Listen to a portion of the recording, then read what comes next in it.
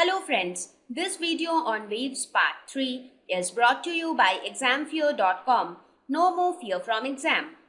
Please make sure that you have watched all the videos from Part 1 to Part 2 before going ahead with Part 3. So, in order to study more about mechanical waves, let me tell you about the classification of waves. There are various categories into which waves are classified. You classify waves into two types on the basis of something. Again, on the basis of something else, you classify waves into two types. So, something like that. So, there are many different ways by which waves are classified. So, let us look at this first classification of waves. This classification is on the basis of the direction of the wave propagation, that is the direction in which the wave is propagating, and the direction of the disturbance. As I told you, the wave, what causes the wave? A wave is caused by a disturbance, right? A disturbance is initiated and then that disturbance keeps propagating with time. So, the direction of the wave, and depending on the direction of disturbance and the direction of wave propagation, we classify waves into two types.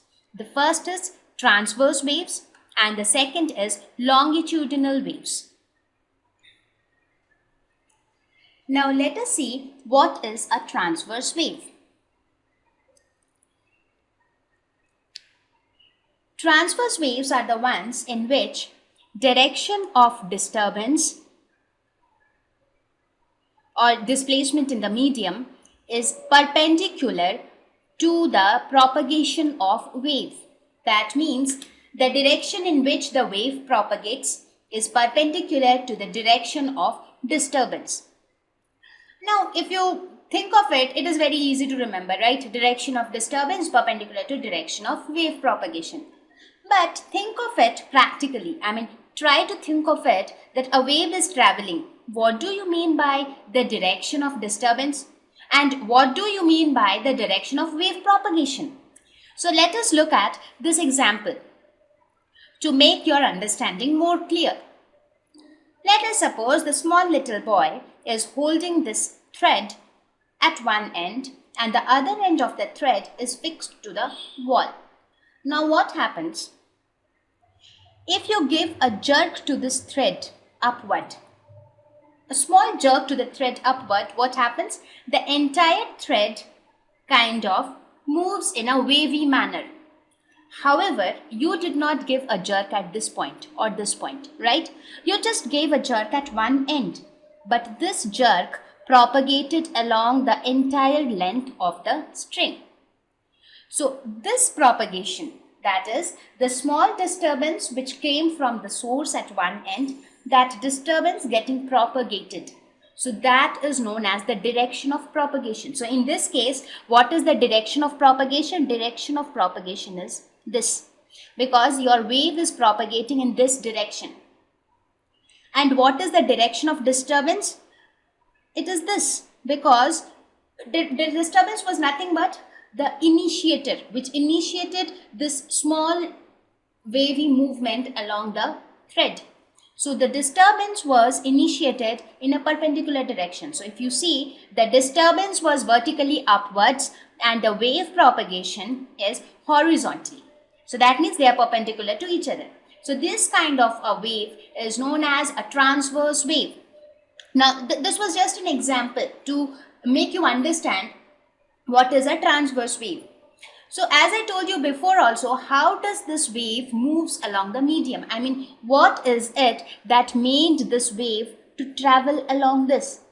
We gave a jerk at this end. So it could have stopped here itself. Why did it travel at all?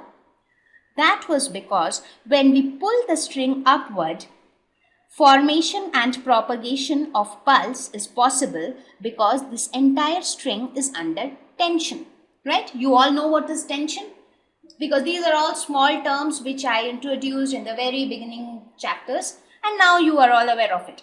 So since the string has a tension, because of this tension, the small disturbance which you give at one end gets transferred to its neighboring molecules or the neighboring particles. So when we pull one end of the string, it pulls upward the adjacent section.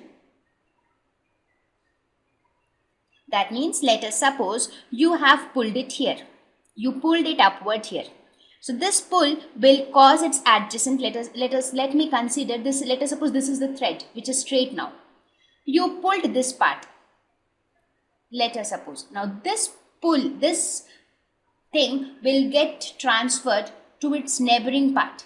Again it will get transferred to its neighboring part.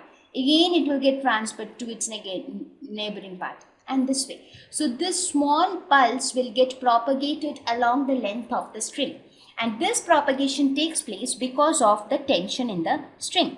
Now as the adjacent section moves upwards, it pulls the next adjacent section upwards. So when this section moves upwards, it causes its next section, that is this section, to move upward. Again, this causes the next section to move upward, and so on. So this is how the disturbance gets propagated along the string. So that is how a transverse wave propagates. Now let us look at another example. This is how a transverse wave generally looks like. The transverse wave looks like an up and down, and that keeps continuing. Now if you observe the motion of a particle, now what do you think are all these particles? I mean, these particles are nothing but the particles of the medium. So as I told you before, the particles are not moving from initial to final position. Particles are just moving about their mean position. But the energy is getting transferred from one particle to another. If you observe this, let us suppose this blue particle, this blue point represents a particle of the medium. Now as the wave moves, I have just taken a small part of the wave. So as this wave keeps moving, what happens to the particle? How does the particle moves? The particle just moves up and down, up and down, up and down. However, your wave is moving in a different way. I mean, if you draw this complete wave, the wave propagation takes place along this direction, but the movement of the particle takes place along this direction, right? The particle goes up and down vertically. So the movement of the disturbance, or the movement of the particles of the medium, is perpendicular to the propagation of the wave. Now let me also clarify what determines or what defines the direction of propagation of the wave. Direction of propagation is defined by, if you see these waves, all these waves as a whole, if you see it in this way, what do you see? The wave is propagating along this direction, right? So that is the direction of wave propagation. Clear?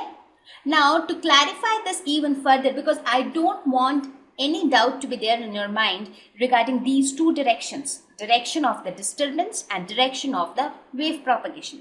Let me explain it once again. Let us suppose this is a wave, right? Now, how is this wave getting propagated? After some time, this wave will go to this position. Again, after some time, the wave will go to this position, and so on. This is how the wave is moving. So now if you compare the first position and the second position, what do you see? You see the particles will move up and down. How? Let us see here. I'll draw it once again. Let us suppose this is my initial wave. After some time, this wave becomes like this.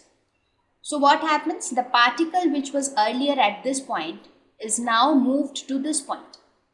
Similarly, the particle which was earlier at this point now moved to this point.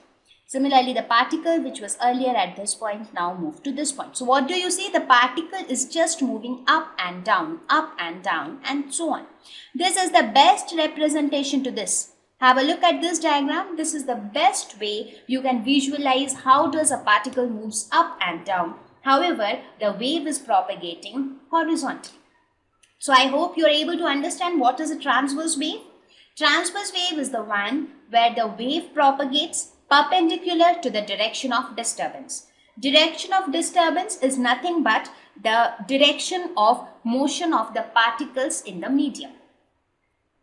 Also remember that the particles of the medium doesn't move from initial to final position. They just move about their own mean position. They just keep moving up and down about their own position. and the energy gets transferred from one particle to another and so on. Thank you. Please visit examfear.com to watch free educational videos, try free online tests, get the best quality study materials, study from the best tutors and mentors, and much more. Thank you once again.